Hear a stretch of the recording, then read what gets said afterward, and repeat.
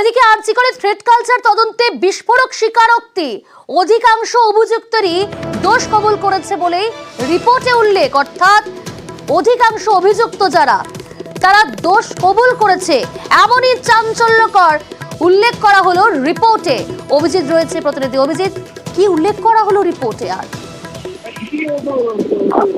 প্রিয়াঙ্কা, আরজিকর হাসপাতালে যে thread culture অর্থাৎ হুমকি সংস্কৃতি দিনের পর দিন ধরে সেখানকার ছাত্রছাত্রী থেকে শুরু করে জুনিয়র ডাক্তারদেরকে যেভাবে হুমকি দেওয়ার অভিযোগ উঠেছিল এবং আন্দোলনকারী জুনিয়র ডাক্তারদের পক্ষ থেকে 59 জনের তালিকা তুলে দেওয়া হয়েছিল, তাদের নামে অভিযোগ পত্র তুলে দেওয়া হয়েছিল কলেজ কর্তৃপক্ষের হাতে।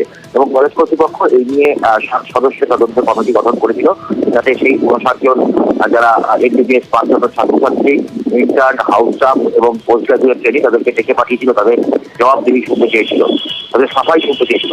এবং তারপরে তারা আজ তদন্ত কমিটির রিপোর্ট জমা দেয়, পূর্ণাঙ্গ রিপোর্ট জমা দেয়। এবং সেই কারণে আজকে কলেজ কাউন্সিল পরীক্ষা শুরু হয়েছে।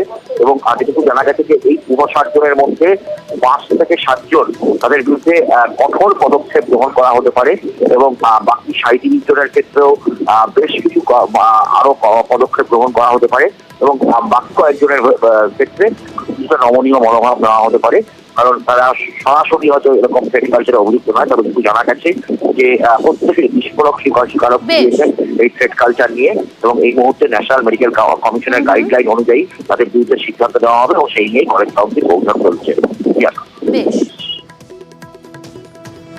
9 তারিখের ঘটনা এবং কলেজের বুকে যে গণতান্ত্রিক পরিবেশ যেভাবে খর্ব হয়েছে, সেই জায়গা থেকে দৃষ্টান্তমূলক শাস্তি আমরা চেয়েছি। আজ কলেজ কাউন্সিল বসছে, আমরা সমস্ত যা অভিযোগ দিয়েছিলাম সেই লোকাল ইনকোয়ারি কমিটি কি রেকমেন্ডেশন সেটা দেখব।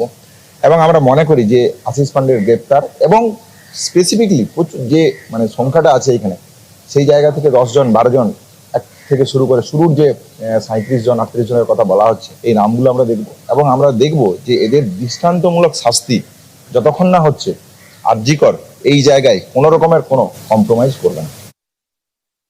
শুধু সাসপেন্ড নয়, বাদ বাকি কি নেওয়া যায় লিগ্যাল দিক থেকে, সেই জিনিসগুলো আলোচনা হবে।